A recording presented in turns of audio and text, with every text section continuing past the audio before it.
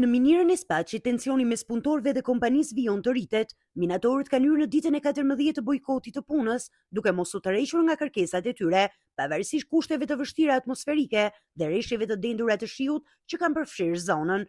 Që në orët e para të mëngjesit, 10 punëtorë janë mbledhur sërish në hyrje të kompanisë Tete Albania për të vijuar protestën e tyre.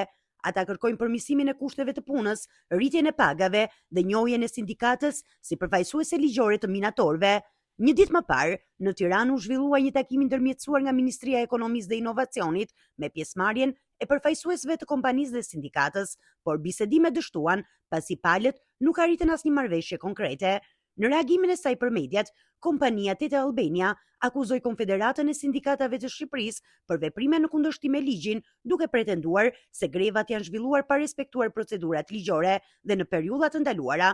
Megjithatë, kompania deklaroi se mbetet e hapur për dialog, por kërkon që të gjitha palët të veprojnë brenda kuadrit ligjor dhe institucional.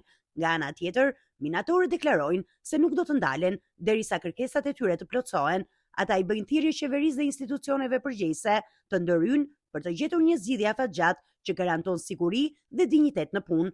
Ndërkohë, grupi i minatorëve ka paralajmëruar se protesta mund të përshkallëzohet nëse kërkesat e tyre do të vazhdojnë të injorohen nga kompania.